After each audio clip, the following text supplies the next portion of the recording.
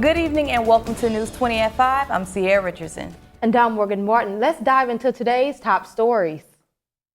Florida is suing two major drugstore chains, CVS and Walgreens. The state claims that the store's sale of over-the-counter medicine has added to the opioid crisis in the eastern United States. The lawsuit states that Walgreens dispensed billions of dosages of opioids since 2006.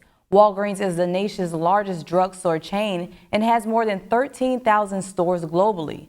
A statement from the company says it does not comment on pending lawsuits. The hard-fought race to become Florida's next governor has come to an end. Tallahassee Mayor and Democratic candidate Andrew Gillum officially conceded the race to his Republican opponent, former Congressman Ron DeSantis. Gillum made the announcement in a Facebook video. RJ and I wanted to take a moment to congratulate Mr. DeSantis on becoming the next governor of the great state of Florida.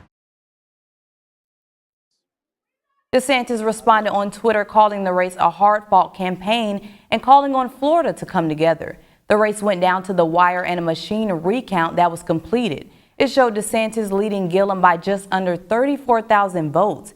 However, the margin was not large enough under Florida law to force a hand recount.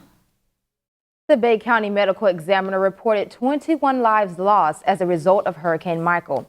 I went out to Panama City to see how things were holding up. The lives of many are shook from a storm that eyed down the panhandle. Hurricane Michael raised roofs and many are moving to a new rhythm.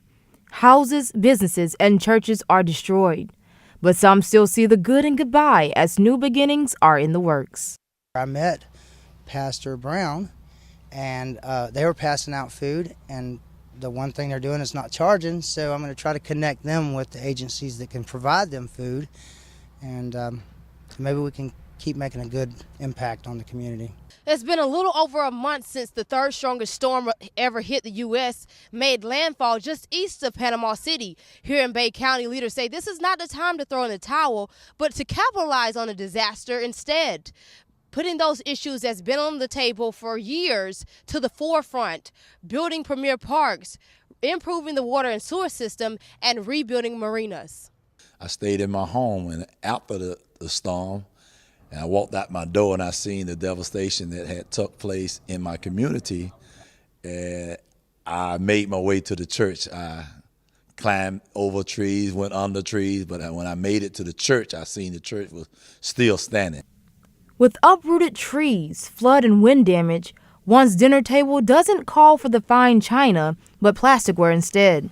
Many residents are still without running water, power, and cable, but hope for better days in the midst of restoration. New research bodes well for young people with peanut allergies. Researchers exposed people with peanut allergies to small doses of peanut powder over a period of months. More than 500 people, most of whom were kids, aged 17 or younger, took part in the study. In the end, 2/3 of the kids were able to eat the equivalent of 2 peanuts without any symptoms. The results prove the treatment can protect some children against accidental exposure to or ingestion of a small amount of peanuts. The lead author of the research stresses this is not a cure, but it does seem to be a step in the right direction.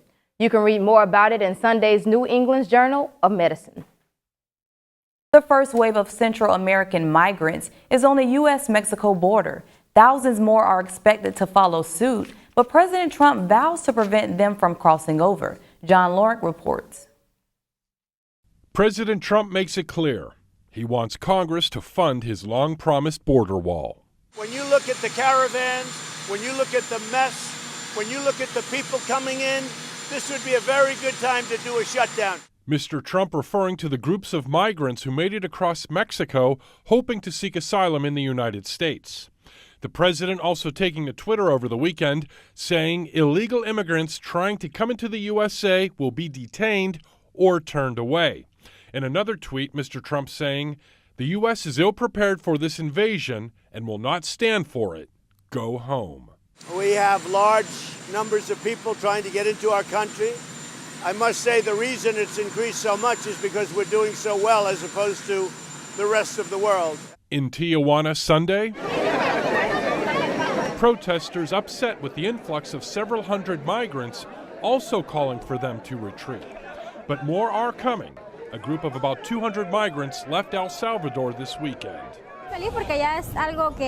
This migrant mom says she is happy because she has more hope because we are getting closer to the United States. And additional caravans are expected to leave their native countries in the coming weeks. I'm John Lawrence reporting. The first batch of people filled out paperwork for asylum Friday. Some are part of the LGBTQ community and say they face discrimination in their home countries. A senior U.S. official tells CNN that the CIA believes Saudi Crown Prince Mohammed bin Salman ordered the killing of Jamal Khashoggi. The CIA assessment was first reported by the Washington Post. Khashoggi went missing last month after visiting the Saudi consulate in Turkey.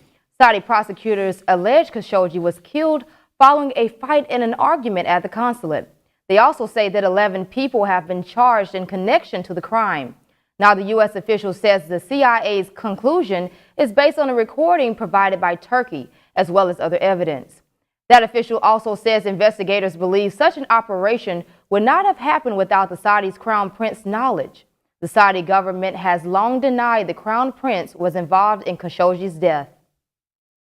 Iran's President Hassan Rouhani says the United States is wishfully thinking that it can subdue Iran with economic and psychological strain, emphasizing that Iran will not yield to such pressure.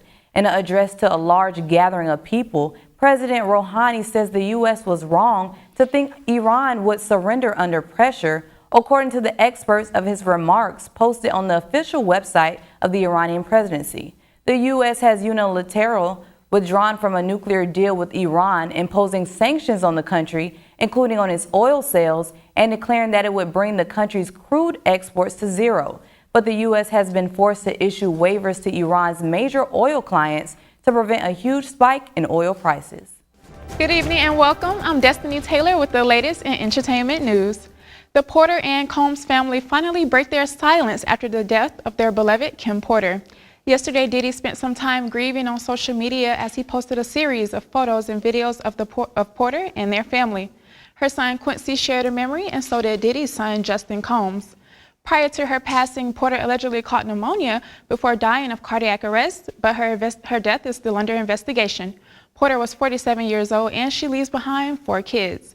News 20 sends their condolences to Kim's family and friends.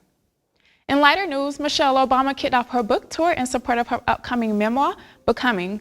In her book, Michelle talks about her transition from living in Chicago to living in the White House. Becoming also talks about their life post-White House and all the things they've accomplished. Barack Obama surprised Michelle with an unexpected pop-up to support his wife, flowers in hand and all.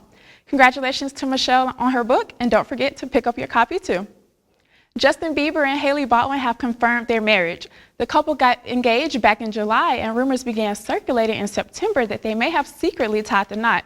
Well, Haley pretty much confirmed the marriage when she changed her Instagram name from Haley Baldwin to Haley Bieber. Congrats to the newlyweds. That is all the entertainment news I have for you today. Back to you ladies at the desk. Thank you, Destiny. With Thanksgiving just days away, the holiday travel crush is set to be the busiest it's been in more than a dozen years. AAA predicts that upwards of 54 million Americans will travel 50 miles or more away from home this Thanksgiving. That's nearly a 5% jump from last year and the highest number since 2005.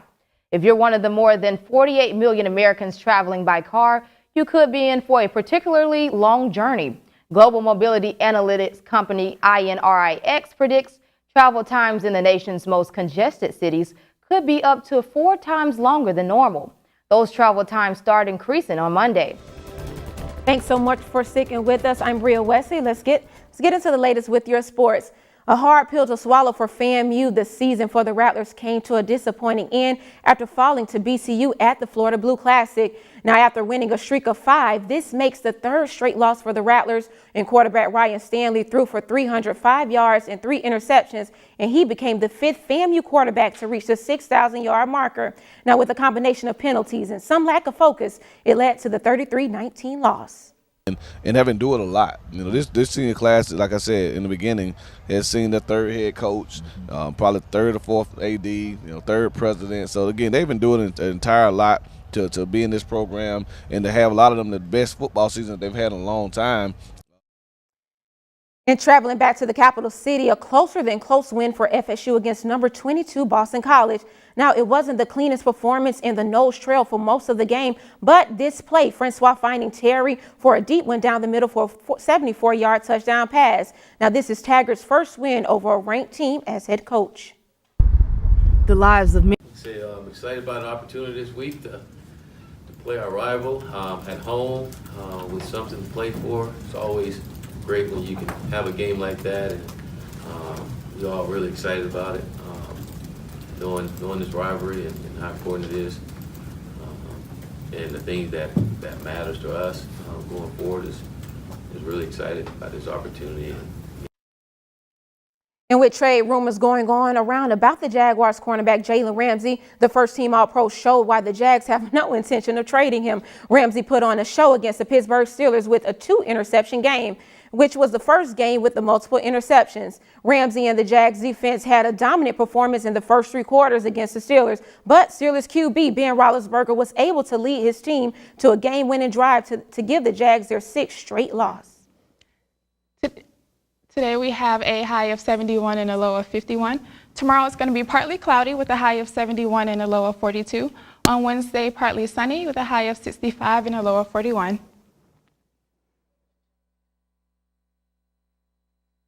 That's going to do it for us tonight. For Bria and Destiny, I'm Morgan Martin. And I'm Cierra Richardson. Thanks for watching, and remember to also follow us at FAMUTVnews.com. Have a great evening.